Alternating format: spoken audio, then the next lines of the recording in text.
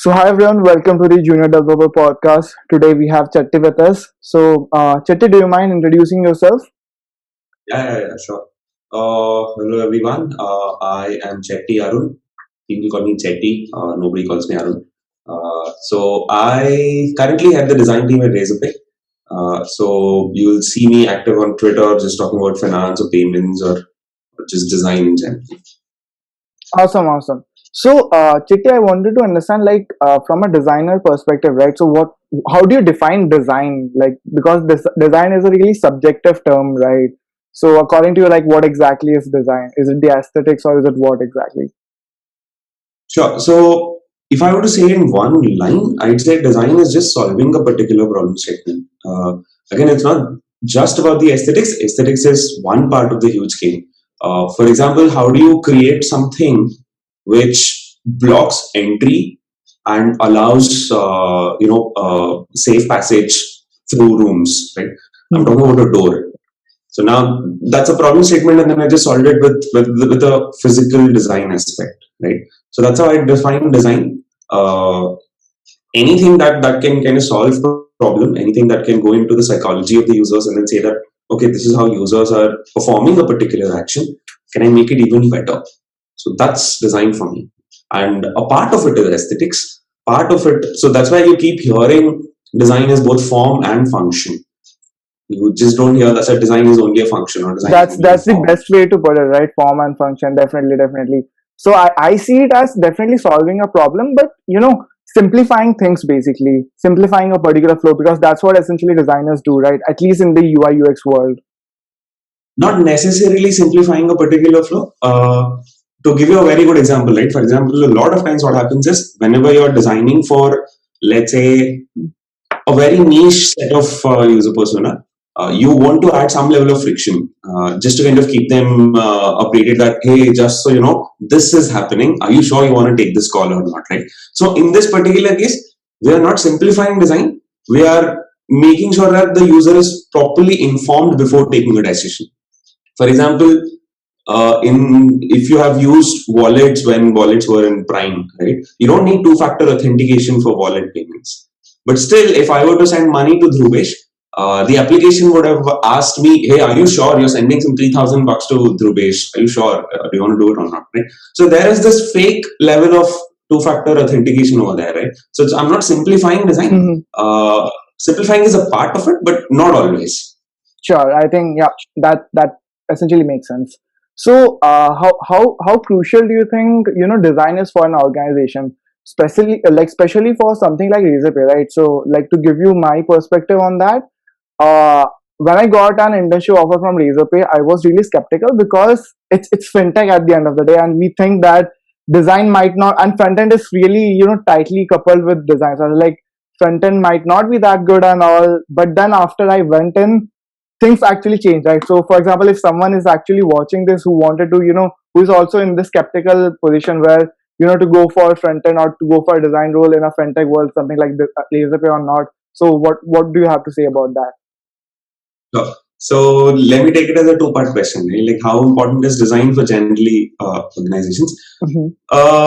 So the term organizations is a bit vague, right? So design is absolutely important when you're building something that is being used by a large set of people, or whatever that you're building is being used by a few folks or someone out there, right? So over there, design is absolutely important. And when I say building something, it need not just be digital; it could be physical as well. True, yeah. You can be a great furniture manufacturer, but if your furniture is not usable, then it's really useless for you to set up that business, right? So, first answer is it's absolutely important that organizations who are touching the lives of people, design is super important for them. Now, coming to the second part, which is why is design important for Razorpay?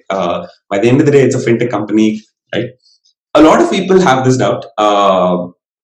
So let me simplify it a bit of what we exactly do at Razorpay. So Razorpay started off as a payment gateway. This was back in 2014. So our job back then was to define solutions so that people online who want to set up a business can easily use Razorpay softwares and then start accepting payments. So So super easy integration in again, simple words. if you look closely, there are problems statement. People who want to accept payments. For example, I have a great t-shirt store online and I'm selling t-shirts. So I need an interface where I can monitor all my payments, I can process my refunds, etc. And my customers need to have a solution where they can quickly come in, they can use their credit card, debit card, net banking, wallet. And these days, there are a ton of other different payment methods. Use all of these and then pay online, right? So it was a two-part problem statement back then. Like you have to define and design for merchants or businesses who are accepting payments and for customers who are paying online.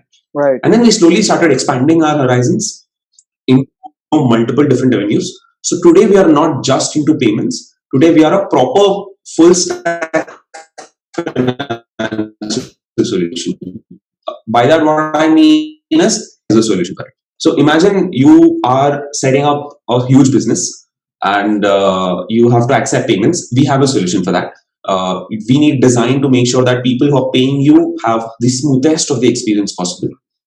You also are taking some capital. You need some loans to run your business. Razorpay has a solution for that too, where we design solutions to make sure that you get the correct type of loan and the collections of the loans are as simple as possible. Yep. You have your business needs a credit card to manage all your expenses. Razorpay has a solution for that too. And over there, we design solutions to make sure that your expenses are properly wired through the right channels. You get an overview of how your business is running, etc. And overall, your business needs a bank account, a current account to run all of these finances, be it taking money from someone, accepting payments from someone, sending money internally to different areas inside the company, giving salaries to your employees, or doing any type of vendor payouts. Right? So there's a bunch of things when you consider money movement. So design is super important in all of these areas because you're touching the lives of different kinds of people. For example, in a huge business, salaries are disbursed by the finance team. So your product has to be, usable with the finance team. But again, when you look at a very small business run by a couple of people, the same money going out of the company, be for vendor payouts or any kind of salary payouts, right? The CEO or one of the proprietors actually, Exactly. they do the job. And the same design should suit for that also. And if you look at India, thanks to the internet penetration, and internet is super cheap. You only pay for some 30-40 bucks a month, and then you have almost 1 GB of internet very free, right? So everyone is getting online, be it for transacting online or for accepting payments online. In fact, during COVID, I've seen a ton of people jumping into setting up businesses. Like there are at least 30-40 people in my own society who overnight decided that, what, I bake cakes, I'll sell it online. I have a really beautiful collection of plants, I'll sell it online, right? So now these people are not very aware of how the internet works. Yep. These people are not very aware of how technology works. So your solution, your design has to suit for them, and also to a multinational company where there is a separate team who handles payments and rest of the finances. So it's a very good problem statement to solve for. And imagine in all of this, I'm not going into one industry. I'm not saying that Razorpay is building products only for education as a sector, or only for people who are selling goods online, or only for people who are selling insurance. Right? I am building for businesses in India. I am building for people in India who want to buy something online, right? So the cohorts are different. People who are we are building for, there's multiple ranges, there's multiple tiers of people that we're building, stuff for, right? It's a very good problem statement to have. And again, as you said, design without front end is nothing. Like we need a very strong front end team as well to push out the great experience that we are building. So that's a great segue for me also to pitch in that, we at Razorpay are almost always hiring for great designers and great front end developers. Do drop in a message and, we'll take it forward from there. Awesome. I think you have covered the holistic approach on what exactly Razorpay is aiming for, and probably touched down on all the views. So that's interesting.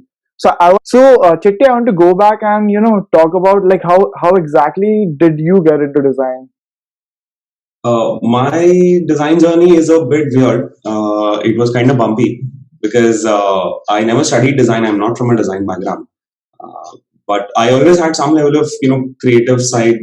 Have had some inclination towards the creative side because my dad's a professional photographer. So it all started back in my engineering college. So in IIT Roorkee, when I entered, I've seen that there are multiple student groups where design as a function was existing. And thanks to my dad, I was well aware of all of the design softwares that were there back then, like Adobe Photoshop, Illustrator, Coelho, etc. And back then, I never knew that UX designing as a function existed because you never hear this term, even though the sector was booming back then. The so-called IT sector, you only keep hearing software developer. You never hear, Acha, there's this design person that I know of, right? So you never hear that. So I never knew that design is not. I never knew that design can be professionally taken up.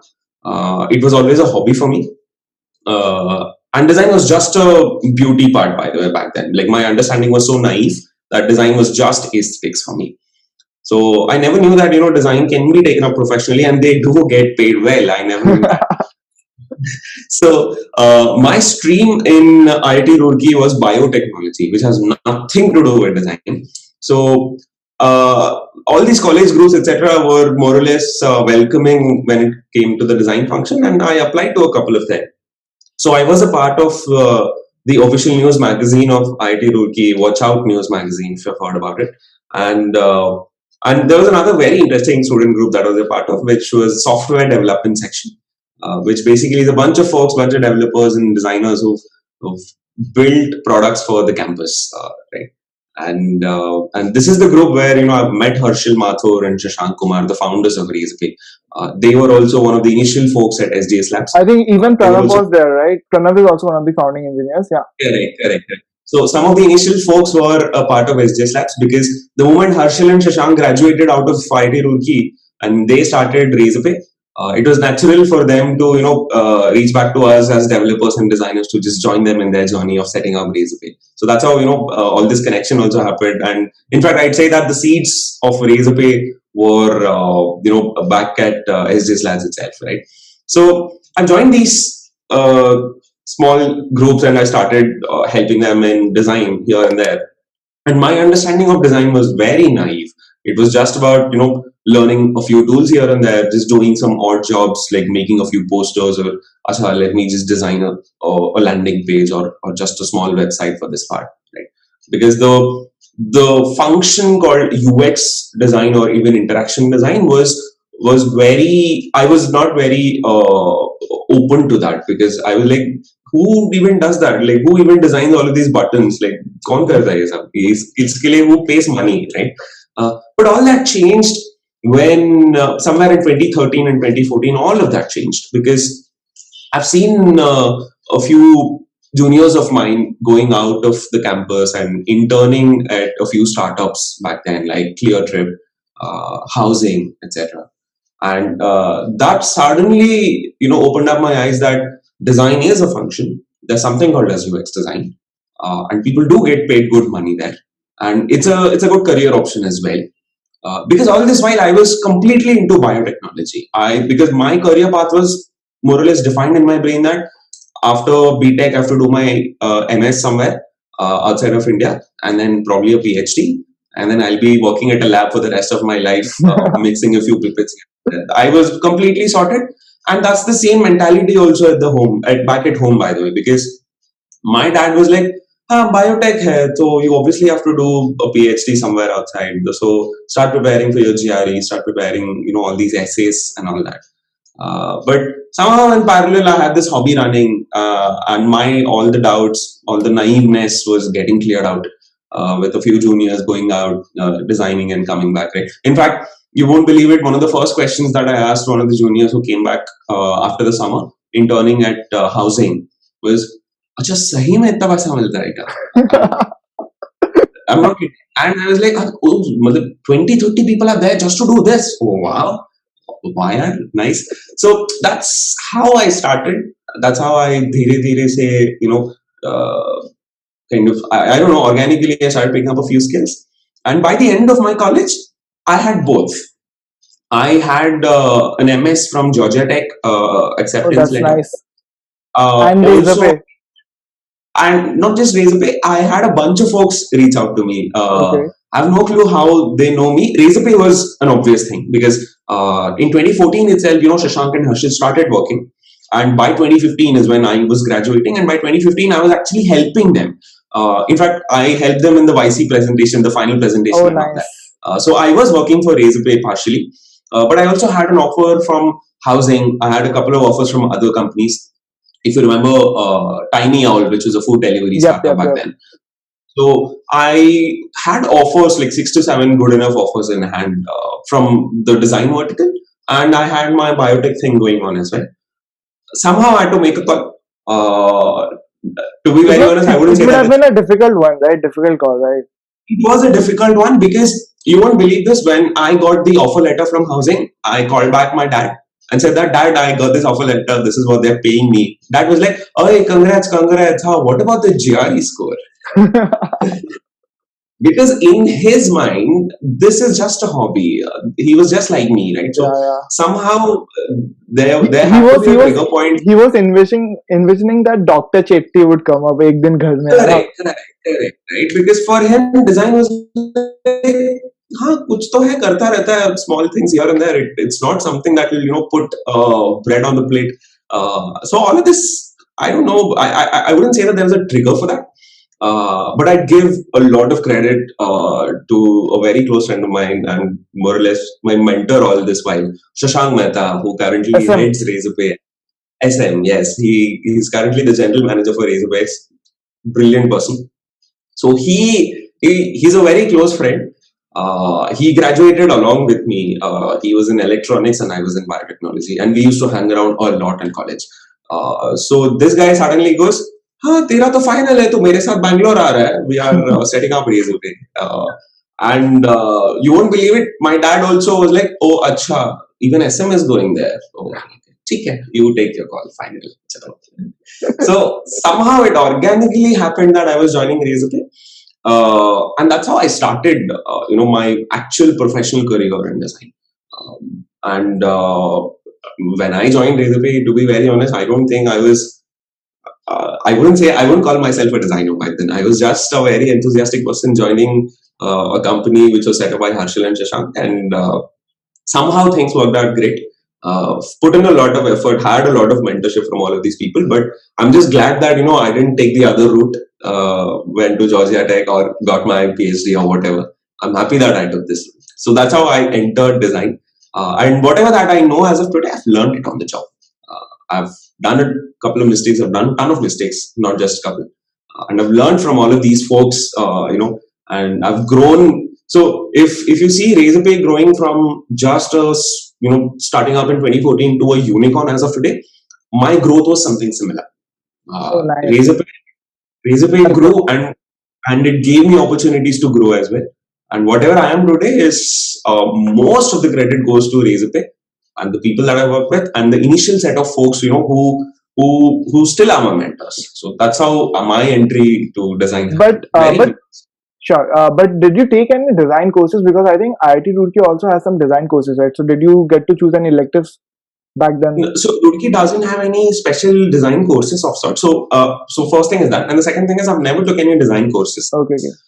In fact, okay, sorry. I think that is IIT Guwahati. I believe. My bad. That is IIT Guwahati. So IIT Guwahati has a design course. IIT Bombay also has a design course. Okay. I think IIT Madras also has a design course, if I remember. So NID and all of these places, campuses were there back then, but I was not aware. Just like अच्छा UX design करके there is no professional setup, so I was like UX design करके there is no educational setup either. I was that naive back.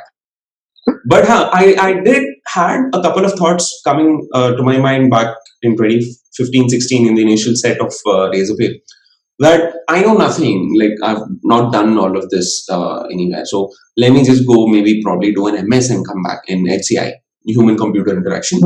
But somehow that thought was never concrete enough for me to take an action. Because after 2015, I started knowing all of this. Because I was actually in the setup of a startup, I was in the industry, so I knew all of that happening. But I never took any call over there. And good that I didn't, because I think job teaches. Yeah, Exactly. Self learning is the best way to learn, right? True, partially, but Okay. I don't know. For me as a person, I think I took a good call without Okay. going. So MS, even now, whenever someone calls me and says that, hey, I can either join a startup for design, or I can go do HCI, human computer interaction, or further studies in design, right, outside India. The only reason I'd say, Acha, go ahead and do it is if you want to settle somewhere outside of India, that's a great path. It opens up doors for you to join the Silicon Yep. Valley. That's one True. of the huge reasons. But coming to learnability and all of that, I think you have enough opportunities in India. In fact, 2015, 2011, 2015 May, I'm sure you might have not heard about design back then either. No, no, no, no, no. Even not me. But now, every one out of every 10 people that I meet online is a designer. Exactly, So exactly, the man. industry is booming. There are good enough opportunities. The startups in India slowly started accepting that design is a very important function, just like Yep. engineering. Yep. So I think there's a lot of things that you can learn here itself on the job without going for a further I mean, education. I also had the, similar thinking process when I had joined one of my first startup, and I was like, okay, there's a team of designers. I was like, I literally went to them and said like, what exactly do you folks do? Can you just explain me and all? Then even when I came to Razorpay, I remember I was Sashank Mehta used to sit just opposite to me. So there was a designer beside me. I was asking him something like regarding design itself. We were having a conversation, and SM just jumped in that I'm also part of the conversation, and then he introduced himself as he's a product guy. I was like, you're a product guy, but how do you know so much about design and all? Then later I got to know he's not just that, he has also worked in full stack engineering. He knows everything basically. He's amazing Shashank guy. Mehta is everyone. He Shashank touched Mehta is every part everyone. of Razorpay, right? Every part of all the Yeah. verticals of Razorpay somehow or other.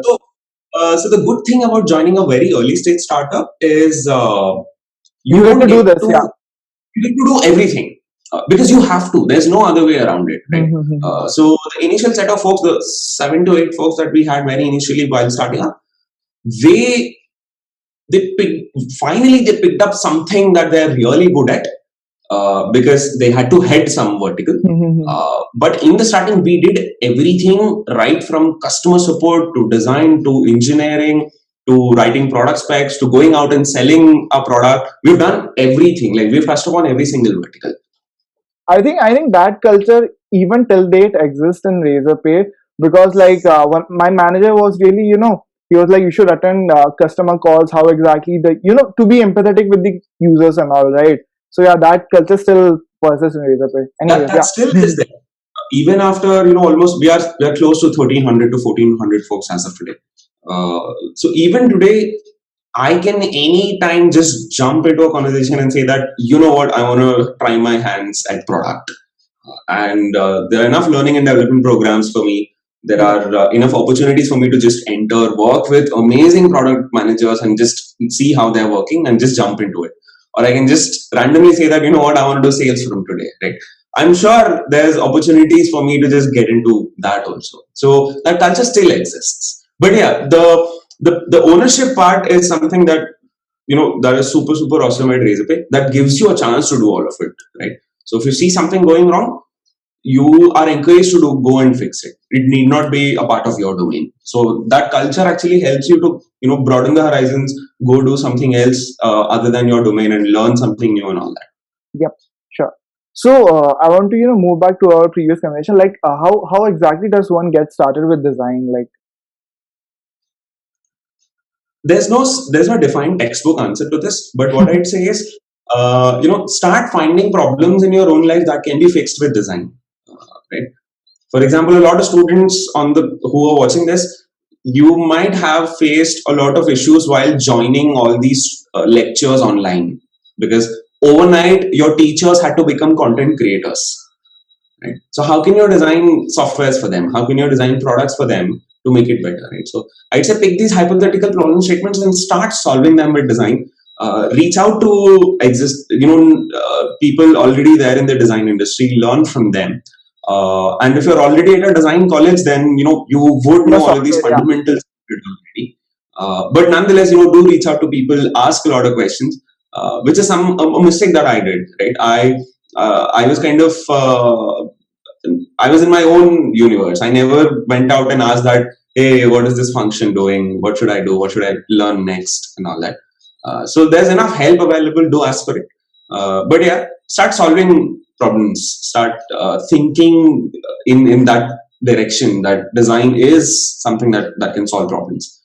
And there are a ton of it, right? For example, everyone has a mobile these days. There are tons of applications where sign up or onboarding is broken. Fix Yep. it. How do you fix it? You take assumptions. You may not have all the data required, but take assumptions and fix it and get it reviewed by someone. Right? So that's how I'd say start and design. All of the tools and all that you see out there are just channels. Like learning a tool is not learning design. Mhm. If a lot of people come to me and say that I don't know this tool, do you think if I learn this tool, is it good enough for me to enter design? I'd say forget the tool. Tools come and go. For Yep. example, the tool that I used back then was Adobe Photoshop, then Illustrator, then Sketch, and now Figma. So these get replaced every once in a while, but the fundamentals remain the same. So I'd say focus on these. I think that's even true for software, right? Programming languages and libraries come and go, right? But the thing which stays is whatever the fundamentals of all the design principles and all, right? All right. So due to some technical difficulties, Chetty has joined us from his phone. So yeah, Chetty, I want to talk a bit about design portfolio now. So because design portfolio is Sure. really important for not just freshers but for even senior folks. So like if you can talk about what all things do you actually see especially while recruiting freshers, that these are the must-have things, or like which folks should have in their portfolio, or something which could make them stand out of the crowd. Sure. So I'll rather answer, competencies and then I'll connect the portfolio part, Sure. right? So how do generally recruiters hire for designers is based on a few set of skills, a few set of competencies, right? So the first competency is, how good are you at UX? And UX has further sub competencies. For example, if given a problem statement, are you able to think about all the edge cases? Are you able to think about the users? Are you able to think about if you were to do research, how would you do it and all that? Then comes the competency of UI, all the aesthetics part of it. But not just aesthetics, but we also going to focus on the scalability factor. Like, are you someone who knows when to build new things and when to use existing components? It's a very important piece that a lot of people miss out. So UI may we go through all of it. UI may there's also one more interesting thing that a lot of people miss out on is how aware are you of front end things. Again, I'm using the term aware, not a complete understanding, because a lot of times what happens is you come up with designs which are nowhere close to implementation. These are very weird things flying here and there, and it's very difficult for you to implement, and it's not so great for implementation either. Yep. So UI is the second competency. The third is communication, because design without communication is a very handicapped vertical, because you have to communicate your design decisions. You have to take feedback from a lot of people, and you have to justify that feedback. You have to justify your own designs based on that feedback, and you have to work on it. You have to kind of present your stuff, right? So it's not something that you can do in a silo. Design is such a collaborative thing that you have to deal with a lot of people at the job, from business, from product, from engineering, from data, etc. So communication is one major piece. Then comes, the competency of ownership. How micro management do we have to do? What level of micro management do we have to do to manage you? Right? Do I have to tell you every single part when given a problem statement? Like, hey, design this, think about this, do that research, come back with insights. This is how you read insights. So, are you someone who I can just trust that if you know the problem statement, you take it up from there? You don't Just need figure it every out. single step from me. Right? Figure it out. Right? Go figure it out. And some part of culture, every org has a different culture statement, etc. So these are the competencies that we check on. So now coming to the portfolio, the way that we check your UX, the UI, communication, and all of these competencies is via a bunch of interview sessions. One of these interview sessions is scanning your portfolio and having you present that portfolio. So whenever you present something, make sure that you're touching on these competencies. You talk about how you solved a problem. You also talk about how you've built it, the UI part of it. And the way you're explaining also matters because communication is one major piece. And how you worked with other folks, how did you collaborate with other folks, how did you take ownership? All of this kind of comes under ownership competency. So that's why portfolios are super important. Just for engineers, we give you a problem statement, you solve it, and then I'm done. If you're a great person, if you're a good enough person, if you solve a problem statement really nice, you're a great engineer for me. But for design, it's all of these competencies, and via these portfolio sessions, via task assignments and all that. All right, sure. So, okay, cool. And what exactly, apart from all these competencies, are there any more things which would make someone stand out of the crowd, especially when you're actually hiring for someone in a fresher role? Anything you could think of? Sure. So for freshers, there's a couple of problems, right? The first problem is they might not have professional experience from internships, etc. But that doesn't stop you from having a good enough portfolio because portfolio is nothing but a place where we can imagine you as a designer working in our team. Like we read your case studies and then we know that this is how you work and this is how you can work with us, right? So that's why portfolios are super important.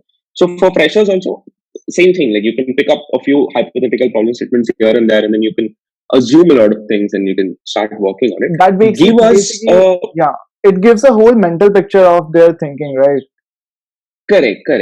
Like that's why on the portfolio you should never only put images. Like this is the final design that I came up with, and you should never put only text either. Like all your entire story. We really do not have time to go through all of that either, right? So that's why you should focus on a really detailed presentation, which is detailed enough for me to understand what you've done, but also at a high level, I can know that you've touched upon all of these topics. You've went and done some research, and that resulted in some insights, and you've made use of those insights in this particular way.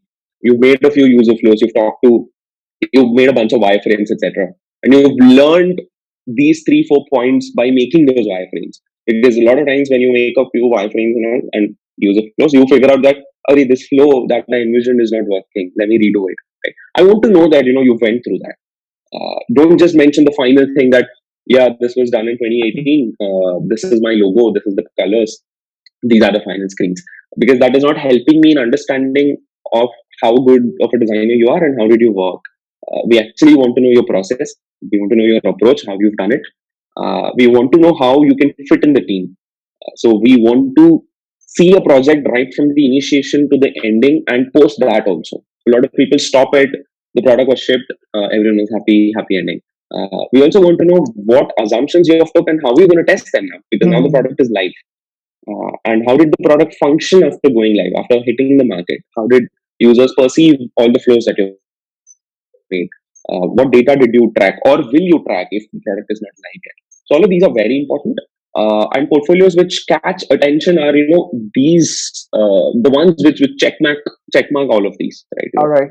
Saying that there's a very interesting approach that we took. This is how we're going to test it. This is how we tested it. We failed, and this is the next step that we're going to do. So people who write case studies in such a way, they always have advantage coming to over people who just mention, this is the final design that I came up with. This is the user flow that I made. Fair, you made a user flow, but how did that even help you? So these are very important. Sure. So whenever new designer joins in, there are certain onboarding things. But specifically to designers, domain understanding is really crucial, right? So how does one go ahead and understand a particular domain, especially something like fintech, which is super complicated, right? Sure.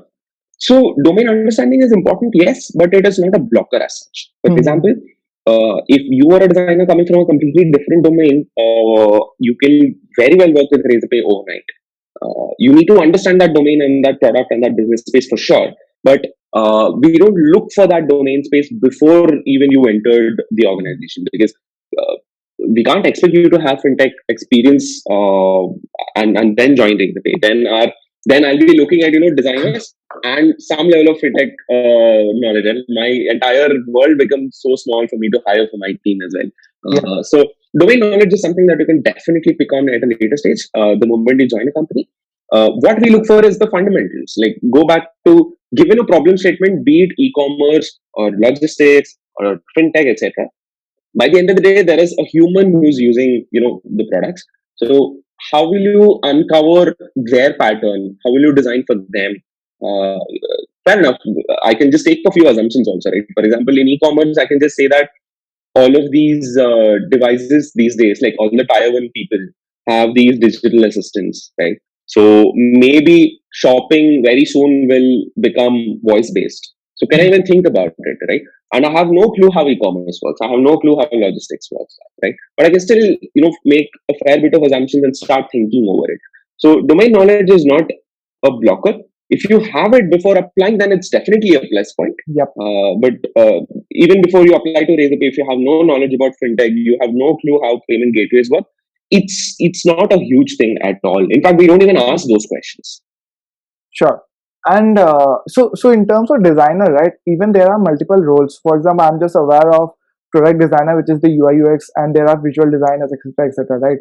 So if you can talk about few of these roles and touch down on what exactly this role is responsible for, because right now I think if someone says designer, especially in 2021, it's most of the time it's UX designer, right? But there are other types of designing role as well. Yeah. So a couple of things over here, right? So design as a function actually started somewhere like some 7 to 8 years ago. So the standardization hasn't happened yet. For example, a backend developer at company A and a backend developer at company B are kind of equal. I can say that these two are doing the same set of problems. Uh, but a UX designer at a company A and an interaction designer at a company B and a product designer at a company C are actually the same thing. Okay. Because in India, especially, this is what I've observed. Most the roles, the actual titles, etc., they're not standardized yet. So you see a lot of these interesting terms here and there. But this is how I'd like to break it down.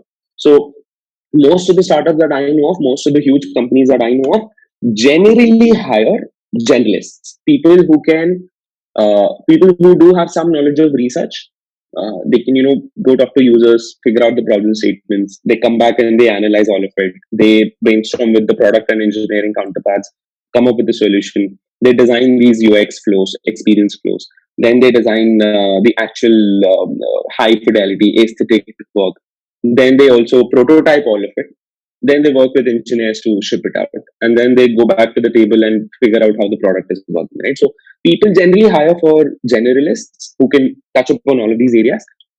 But there are a few big enough companies out there in India also where it is segmented. Like there is a section who only takes care of research. Like there are user researchers out there, only a team of 10 to 12 people who are only doing research. Their job ends at finding out, what the problem statements are, finding out what the user sentiments are, and then passing it on to the UX team.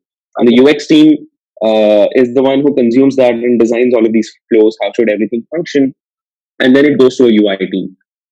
UI team generally takes care of how do things translate from how do they function to how do they look and how do they how the transitions like etc.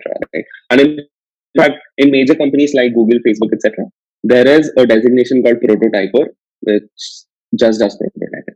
Right? So, like there's an extreme over there also, and there's an extreme on the other hand, who does everything, right? But India, in general, the roles that you see are generic, like completely generic. You should be someone who can touch upon all of these things. Sure, UX or UI or maybe research could be your major skills, but you should have some knowledge of all of these things.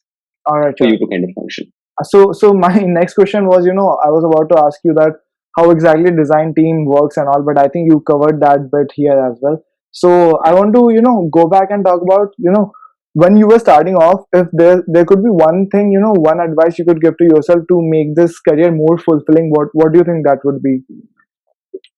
That would be asking for help. Okay, Asha, you did mention that earlier. Most of the times, yeah, because most of the times you're in this rat race of let me do everything correct, let me be a perfectionist, let me take everything up, right?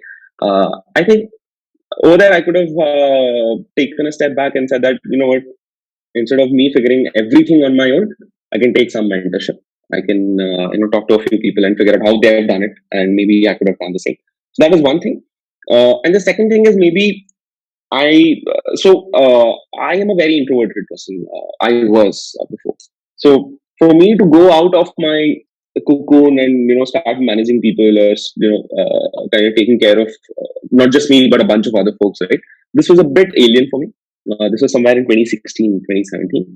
I think if I were to go back in time, I would have rectified that. Like I would have embraced that the time where I had to manage people.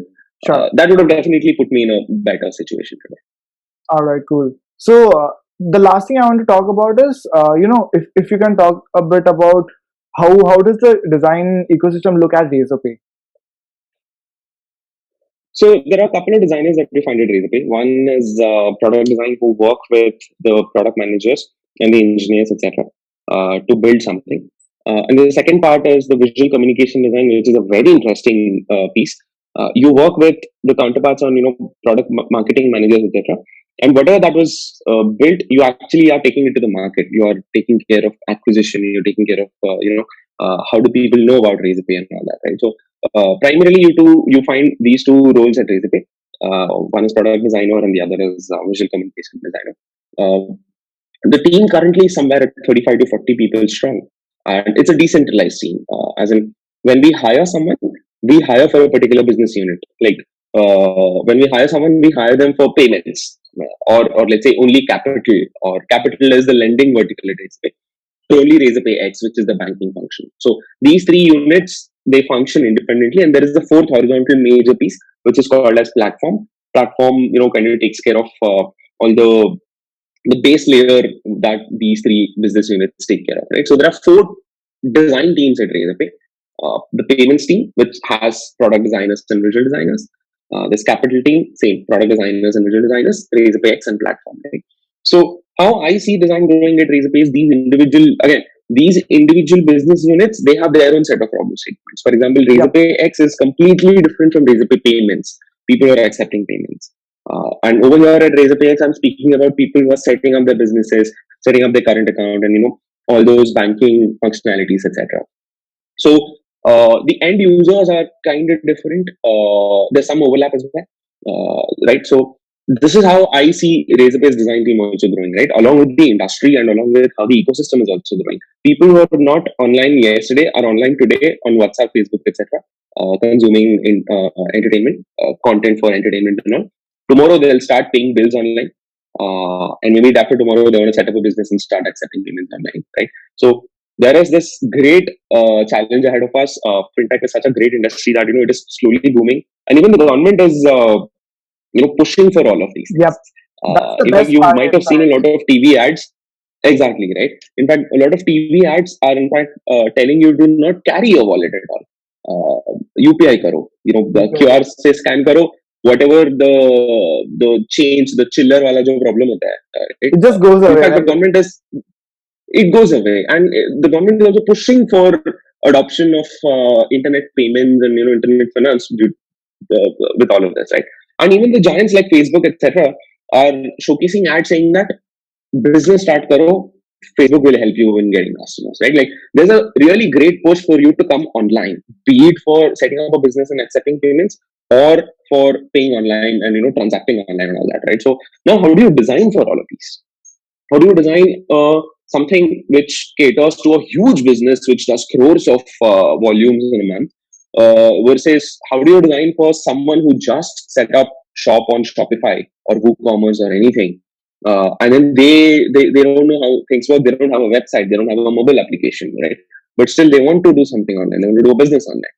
And how do you design for someone who has a bunch of credit cards, who's the top 1% of the country, to how do you design for someone who just got a mobile phone, activated their RuPay card, installed Google Pay because of some coupons, or maybe heard from relatives that Arrays Pay, scratch cards and all that, right? So how do you design for a wide variety of users? So this is where I'd see the team growing, the team understanding these cohorts, designing existing products and designing new products to cater to all of these cohorts. And we're always hiring. Like no matter what time of the year, you will see some or the other role open at RSK, because we are almost always bandwidth crunched. It's a very good problem statement also to have. Like, Yep. like how do we make things even better, right? So we're working on a really nice design system. We started almost like 6 to 7 months ago. It's taking a good shape. So we are hiring over there also. Uh, yes, yes. We are hiring motion designers.